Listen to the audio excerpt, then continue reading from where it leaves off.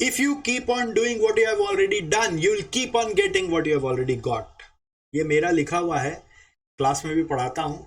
ये मेरा favourite coat है जो मैं सबको बताता हूँ। ऐसे तो इंस्पायर हुआ हूँ ये कोट लिखने में इस बहुत फेमस कोट से, which is winners don't do different things, they do things differently. Result जब आता है ना, तो फेल हो जाने का दर्द सिर्फ फेल होने वाले को ही पता है और किसी को पता ही नहीं। पास होने वाला फेल होने वाले का दर्द नहीं समझ सकता। ठीक है, इवन फेल जो होता है उसका दर्द उसके माँ बाप भी कई बार नहीं समझ पाते। माँ बाप का अलग दर्द है, आपका अलग दर्द है ना। तो अब बात है कि वो दर्द को सीने में दबा के बैठे रहना है कि उस दर्द से कुछ सीखना है और आगे अपने आप को लेके जाना है। ये चॉइस आपका है। अभी क्या होता है नॉर्मली बच्चे, आप जब फेल हो जाते हैं तो पहले 2 दिन तो मातम में ही रह जाते हैं, शॉक में रह जाते हैं। मतलब वो सोचते हैं ऐसा कैसे हो गया, ऐसा क्या हो गया, क्या मैं लिख के आ गया, इतना भी नंबर नहीं मिला मेरे को, ऐसा मार्क्स कैसे मिला। और फिर वो सबसे पहले आरटीआई में अप्लाई करते हैं, सेकंड नंबर रीवेरिफिकेशन में देते हैं। मैं ये गलत नहीं बोलता, मैं बोलता हूँ ये करो, ये करना ही चाहिए आपको। आरटीआई में भी जाना चाहिए, रीवेरिफिकेशन में भी जाना चाहिए। हर पेपर रीवेरिफिकेशन में डाल दो जहां आपको तसल्ली नहीं है, भले ही उसमें पास हो फिर भी डाल दो, क्योंकि रीवेरिफिकेशन में मार्क्स घटाया नहीं जाता है। ठीक है, बढ़ाया जाता है, कुछ नहीं किया जाता है। तो आप कर लो, तसल्ली जरूर करो। फिर आप बच्चे क्या करते हो, फट से टेस्ट सीरीज सब्सक्राइब करते हो। फिर आप क्या करते हो, फट से कोई भी सब्जेक्ट का फास्ट ट्रैक ले लेते हो, या फिर पूरा फुल क्लास लेना शुरू करते हो। करो, वो सब जरिया है, लेकिन सिर्फ वही एकमात्र जरिया ऐसा नहीं, वही तरीका ऐसा नहीं है। उसके पहले और भी बहुत सारा काम करना है आपको, जिसके ऊपर आपका नजर ही नहीं जा रहा, क्योंकि वो चीज लेने के बाद, उस सब में इन्वेस्टमेंट करने के बाद कुछ तो ऐसा आपको करना पड़ेगा ना जिससे कि आप में चेंजेस आए, जो कि आप उसका भी बेनिफिट ले पाए। तो वो क्या है, उसके लिए पहले तो एक माइंडसेट को तैयार करना है। ये सोचना है कि भैया जिंदगी का जंग अभी खत्म नहीं हुआ, अभी तो शुरू हुआ है। You have to hit back harder, the war begins now. लड़ाई अब शुरू हुई है, और अब आपका बदला सिर्फ है आपके इंस्टीट्यूट से, और वो है एग्जामिशन लेकर आपका मन शांत होगा। जब तक एग्जामिशन नहीं मिलेगा, ये जिंदगी ऐसे मैं ऐसे वेस्ट नहीं होने दूंगा। ऐसे आपको सोच के पढ़ाई करनी है, क्योंकि ये जिंदगी आपकी है, तो ये फेलियर भी आप ही का है, फेलियर भी आप ही का है। Failure comes as a package with this life. ये सक्सेस भी आप ही का है, और ये डिग्री भी आप ही का होने वाला है। फर्स्ट ऑफ ऑल, आप लोग क्या करते हो, बहुत बार बहुत सारे जगह से टिप्स इकट्ठा कर रहे होते हो, या फिर टिप्स इकट्ठा करके एग्जाम दे रहे होते हो। इस चीज को पहले मान लीजिए, tips are nothing but spit. Tips are basically what worked for them, but what worked for them was good for them. It may not be good for you, even though the person was the one who was rank 1. तो rank 1 का भी कोई tips है तो उसको देख के motivate हो, बट ये नहीं कि वो सारा का सारा जो वो करा था वही हम करने लग जाए। आप ऐसे वो कर लोगे तो कुछ आगे बढ़ जाओगे, ऐसा नहीं है। कुछ नहीं होता। मेरे क्लास में मुझे याद आता है, क्लास 7 में मैं ऐसा करता था टिप्स को लेकर, कि एक मेरा दोस्त है, वो बोलता था मैं रोज सुबह बादाम खाता हूँ।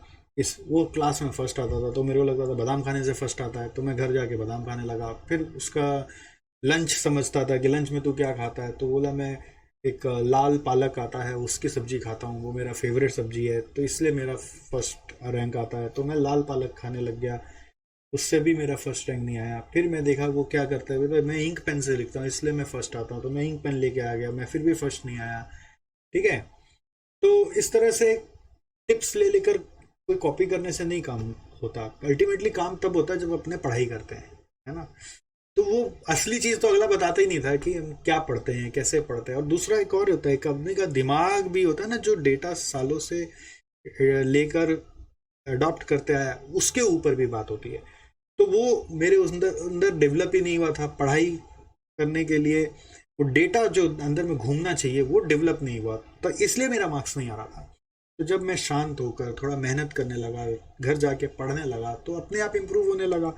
तो that's how it works. So for that what you need is, apart from all the things that you do, the most important thing that you are missing out is one-to-one assessment. You need basically now a personal assessment which is going to change what you are looking at which is basically going to give you the strategies, the ideas, the things that you must do in order to improve. It's not like comparing with others. It's not like what you are doing is wrong. It might be some little bit of twist which you need to do in your way of studying, which will give you the result. तो उसके लिए ही हमने एक assessment बनाया जिसका नाम है bounce back assessment. क्या नाम है? Bounce back assessment. ये बहुत ही एक्सक्लूसिव असेसमेंट है. ऑलरेडी हंड्रेड्स ऑफ स्टूडेंट्स को प्रीवियस टर्म्स के थ्रू हम लोग प्रोवाइड कर चुके हैं जिनका एनलाइटनमेंट हुआ है. हालांकि इसका फीस मैं 2499 मानता हूं, बट अभी आप लोग को 499 में दिया जा रहा है. इससे आपको पता चलेगा सबसे पहले कि आप कहाँ गलत हो गए थे अपने प्रिपरेशन में, आज तक क्या गड़बड़ कर रहे थे. वो आंखें आपकी खुलेंगी. एज वेल एज और भी बहुत सारे matters concerning your future exam है. वो है न्यू सिलेबस में कैसे न्यू क्लासेस, ओल्ड क्लासेस से हम कैसे पढ़ेंगे. दूसरा सिंगल ग्रुप से बोथ ग्रुप से हम कैसे हैंडल करेंगे अपने आप को. सिंगल ग्रुप और बोथ ग्रुप कैसे जाना चाहिए. सिंगल ग्रुप ही जाना चाहिए, बोथ ग्रुप जाना चाहिए. सब्जेक्ट्स कम हो गए तो क्या बोथ ग्रुप चले जाएं.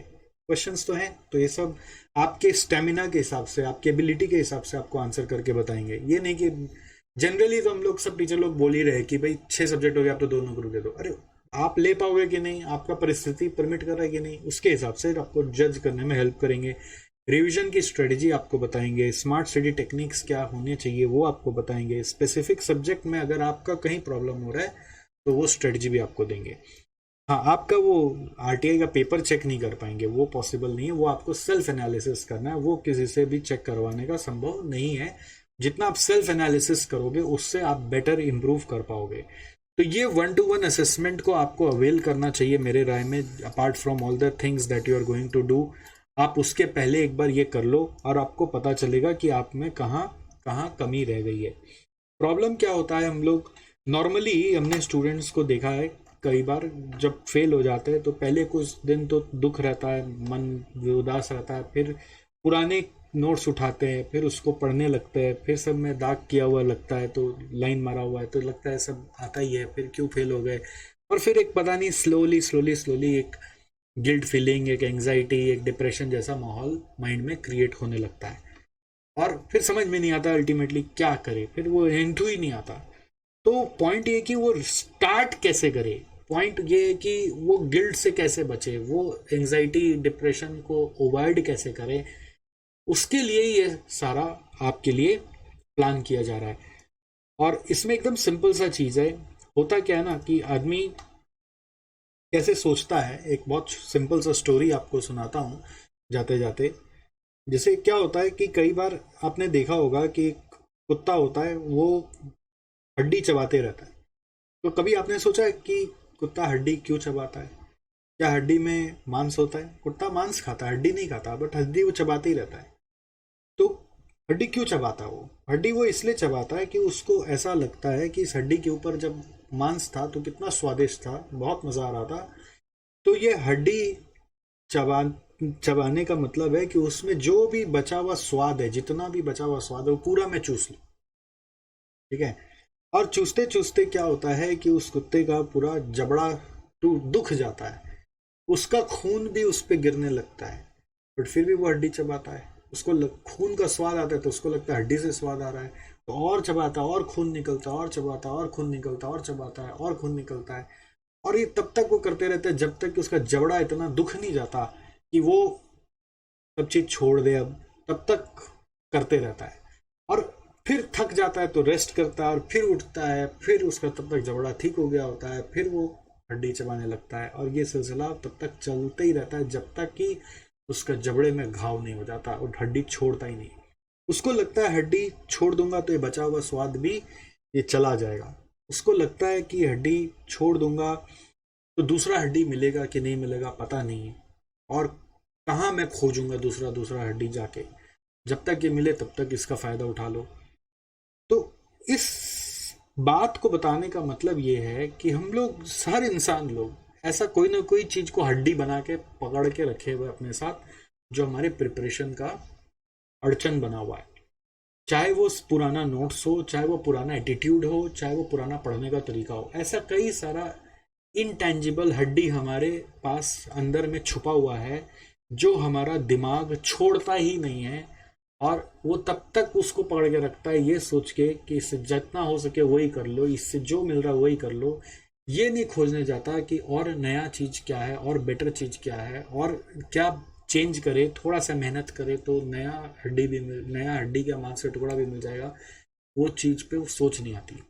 तो ऐसा आपके साथ न हो, इसलिए ये असेसमेंट बना हुआ है। इसके ऊपर पहले भी बहुत वीडियोस बनाए हैं, आपको सारे वीडियोस के लिंक दे देंगे, आप और डिटेल में उसको जान लीजिएगा। It will help you to understand whether it is good for you और नॉट। एंड अगर आपको लगे कि हमारे असेसमेंट के बाद आपको जो डिजायर्ड वैल्यू नहीं मिली, तो आप एक बार बस हमें कॉल करिएगा कि सब कुछ हो गया, मुझे जो चाहिए था वो मुझे एकदम नहीं मिला, तो हम आपका ये भी मनी रिफंड कर देंगे, हम आपका 1 रुपया नहीं रखेंगे। बट आपका ये रुपया एक जेस्चर है कि आप सीरियस हो ये करवाने के लिए, और हम भी सीरियस रहेंगे आपका ये हेल्प करने के लिए। It is a one time help, it is not a consistent help, it is a one time help, but it is worth getting this help before doing any other investment in anything else. All right, so I'm sharing the link in the description. Please get into that and try to come upon this assessment. Me and my team would be helping you to assess 1-to-1। हमारे team से कोई expert आपसे connect करके आपको help करेंगे, और उसके बाद हम आपको हुआ तो कुछ इंडिविजुअल्स के बाद ग्रुप सेशन में भी कुछ आके गाइड अलग से करके दिखाएंगे। ऐसा हम लोग सीए को भी करते आए हैं, सीएमए को भी करते हैं, और ट्रिमेंडसली ये हेल्प किया है। तो मुझे बताना अपना फ़र्ज़ लगा, अब डिसीजन लेना आपका फ़र्ज़ है। I will wait for you after you have taken this assessment. Alright guys, please share with all those who couldn't clear कि आप जो भी कर रहे हो भाई, उसके पहले छोटा सा ये काम कर लो, तो it might help you to decide better. It is just a decision making hand that you're getting along with this assessment. All right, chalo, bye bye, see you, take care.